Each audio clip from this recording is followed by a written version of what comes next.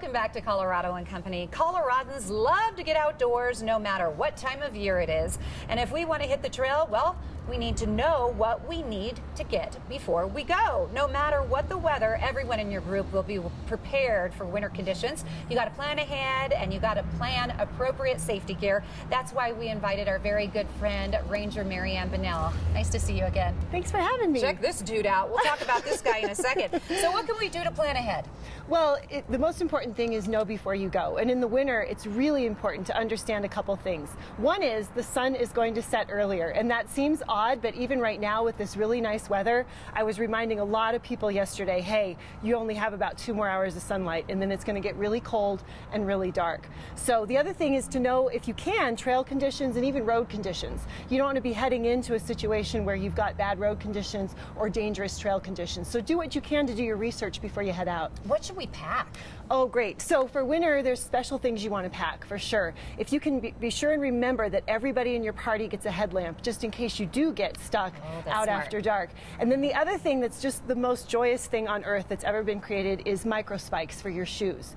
Even if you're not wearing them initially on the trail, you can encounter some areas where it might be icy, it might be snow-packed, and it's just great for safety. We have a lot of people that slip and fall in these varying conditions, and if you've got these micro spikes in your pack, you can just put them on your feet and you're safe as you're in those traction compromised areas. Oh, that's fantastic. Yeah. That's a great tip. Yeah. What about water, power bars, food? Yes, you're going to want to bring water, not just for you, but also for your pet if you're bringing a dog. We saw a lot of thirsty dogs yesterday because, again, people aren't thinking about it. It's winter, but yet the conditions, you still need to hydrate because you are still working out.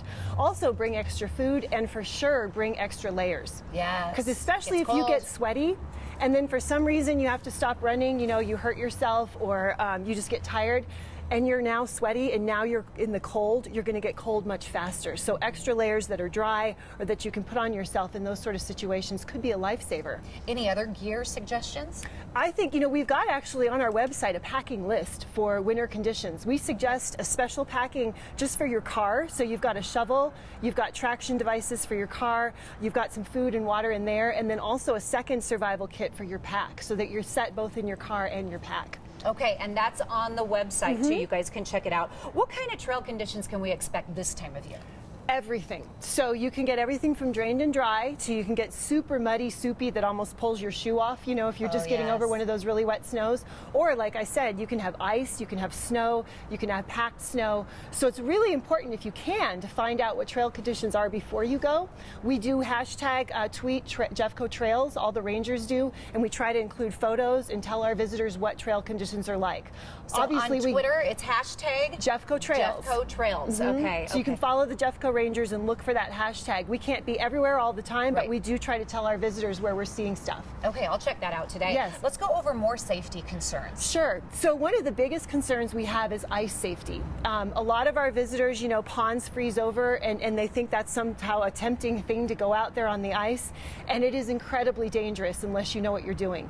So we actually recommend that, first of all, keep your pets off the ice. A lot of people think it's kind of funny, let the dog run out and chase geese onto the ice. The dog falls through the ice. And then the dog is in danger, and then the owner goes out to try and save the dog, and then it can be a double drowning, which is really terrifying. Scary. Ice is very scary, and we actually train as rangers. You're seeing here photos where we train to rescue people from the ice, but it is not something that we want to do. We want people to be safe and stay off the ice in the first place. Pets and people and children, stay off the ice unless you know what you're doing. Okay, excellent. Now, wildlife. I would imagine that's why you brought this young fella. Yes, so in the winter, wildlife watching is so cool. One of the best things I love is creatures like this. This is a great horned owl, and normally in the summer with all the leaves, you can't see these guys. It's really a lucky thing to be able to see one.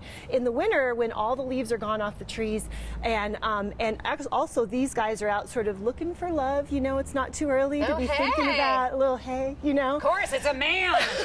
It's never too early. So if you're out and you're walking your dog or you're on the trail and it's either dusk or dawn, these great horned owls might come out onto a branch and they might start singing for their territory and for that very special someone. Like hoo hoo hoo hoo hoo.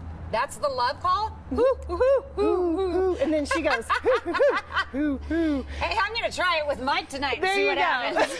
There you go. And in addition to these, you know, you can see lots of other birds because, again, the leaves are off the trees. We have bald eagles that come down from colder climates and spend the winter here. And so you can see bald eagles, you can see ducks. There's a lot of great ducks that come down from the Arctic and spend the winter here in Colorado. And my favorite is tracking animals. So when you have snow and mud, it's so much easier to see these really cool tracks. So maybe you didn't get to see the coyote, but you got to see the tracks that it left really behind. Awesome. Yeah. Thank you so much for the great tips. Oh, you're welcome. Thanks for having us. Including the love call. All right, prepare yourself properly for winter on the trail. For more important updates and tips, go to this website. Visit jeffco.us/open-space.